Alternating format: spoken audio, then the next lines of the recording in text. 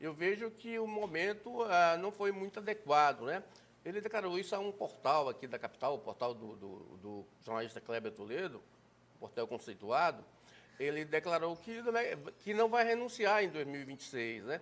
Então, se ele não vai renunciar, então ele não será candidato, né? Vai completar o seu mandato. A priori, seria a coisa mais normal do mundo um governador que foi eleito por 4 anos ficar os 4 anos. Ele foi eleito para 4 anos, né? Isso é o normal, né? Então, mas, evidentemente, que eles exercem o direito que têm de renunciar, senão não estaria previsto na legislação. Sim.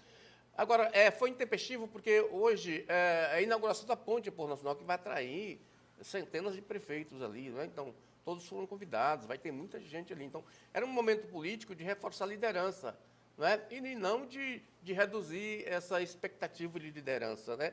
Então, por isso que eu acho que foi um pouco inadequado. Agora, eu entendo... Ao mesmo tempo, ele quer também tirar alguns ruídos aí. Eu entendo que... Mas não tinha...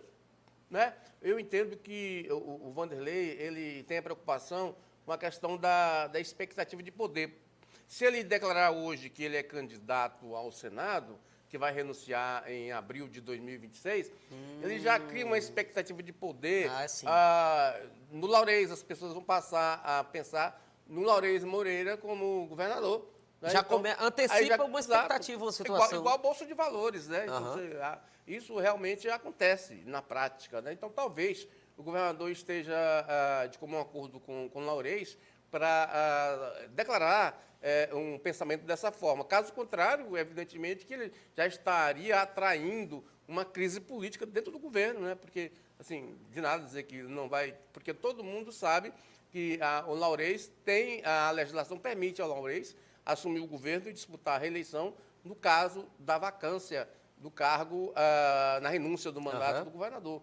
Então, foi uma declaração que eu digo, politicamente ela pode ter um fim, uma finalidade, mas pode também trazer outro tipo de resultado ao governador Vanderlei Barbosa. Que ninguém vai imaginar o Vanderlei Barbosa em 4 anos sem mandato, né, Léo? Ainda mais ele tem o filho deputado estadual, tem o irmão vereador, tem uma irmã que é suplente, uma tia que é suplente de vereadora, tem a primeira-dama que está fazendo um trabalho político muito bom, que pode uma potencial candidata em 2026. Então, eu não creio que o Vanderlei ficaria de fora 2 anos. Agora, suponhamos que ele pense em ficar de fora só 2 anos.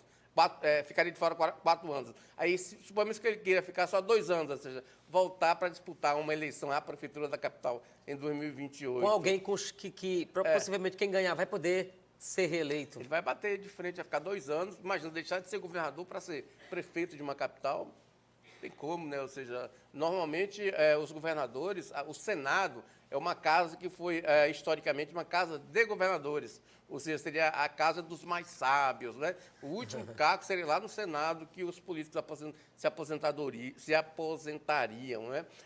Então, eu não vejo pragmaticamente que essa declaração do Vanderlei tenha resultado prático, que ele vá realmente completar o governo. Vamos ver os próximos dias o porquê realmente que ele disse isso, né? E se ele vai continuar também com a mesma tese. Finalmente chegou o dia, Luiz Armando, após 5 anos, a ponte de Porto Nacional será inaugurada. Eu digo após 5 anos, o Luiz diz mais, o Luiz fala diferente. É muito mais tempo, não é, Luiz? Léo, é porque a licitação dessa ponte foi feita por Siqueira Campos, né, em 2014, né?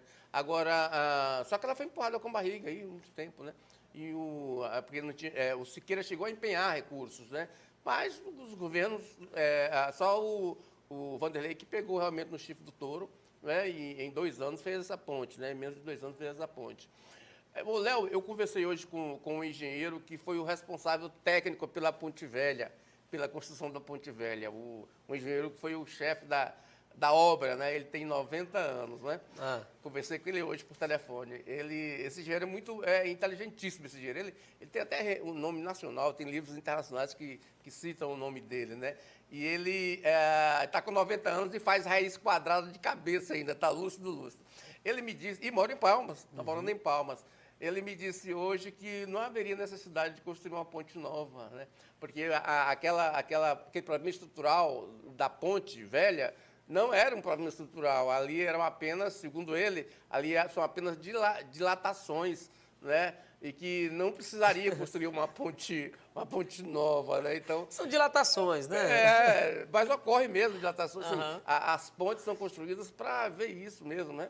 Para suportar essas dilatações, né? Ou seja, não eram rachaduras, né? Aham. Não eram rachaduras. Ele fiz uma entrevista com ele interessante hoje, é muito vasto. Agora, Léo, o que está pegando na política hoje é uma declaração aí ontem aí de que a deputada Cíntia Ribeiro já vê possibilidade de assumir. Prefeita?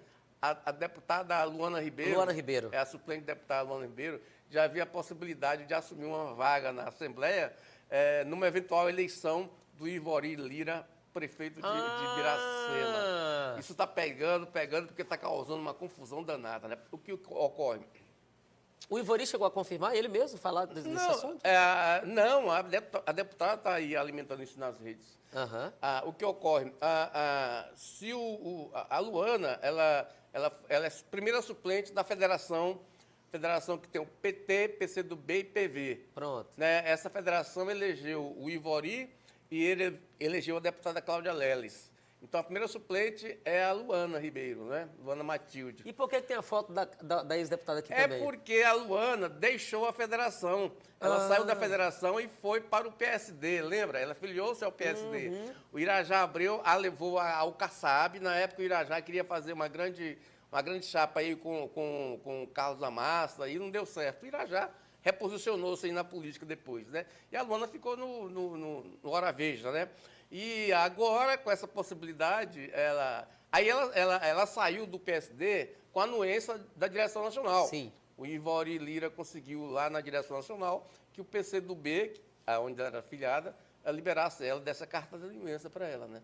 Então ela saiu Então a primeira suplente ficou sendo a Amália. Amália Santana.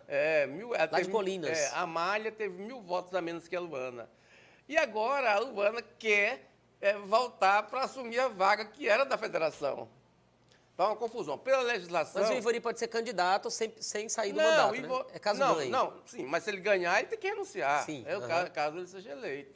Não é? E aí o que ocorre? Pela legislação, se ela conseguir uma carta de anuência, ela pode reivindicar o mandato. Só que, pela mesma legislação, a federação pode cassar a carta de anuência e dar o mandato para a segunda suplente. Não seria melhor esperar, ver se ele era candidato, depois ganhava, depois, quando distribuísse a vaga, mas já se lamentando de agora. Estão fazendo ajuste de valor, porque eu conversei com o pessoal do PCdoB hoje, o PCdoB não vai reivindicar isso, né? Mas o PT vai, porque a Amália é a segunda suplente diretamente interessada, né? Então o PT vai entrar, se a Luana for postular a vaga, o PT vai entrar contra a postulação. Então nós temos duas aqui que poderiam ser cabas eleitorais, lá, se soubesse antes, tinha transferido até o título para votar nele, né? Sim, agora, a Luana está fazendo trabalho para o Ivori, lá em Miracema, justamente por causa disso. Ela, através do Ivori, ela aproximou-se do Vanderlei Barbosa e parece que já há um sentimento no Palácio de defesa da Luana para assumir o lugar de Ivori no caso de uma eventual eleição de Ivori em Miracema, né? Então já há um sentimento assim favorável à Luana. A Luana tem se mexido porque ela também está muito próxima do senador Eduardo Gomes. Então, mas está essa questão jurídica colocada aí. Eu conversei com um advogado eleitoral hoje, um dos grandes advogados eleitorais aí do estado.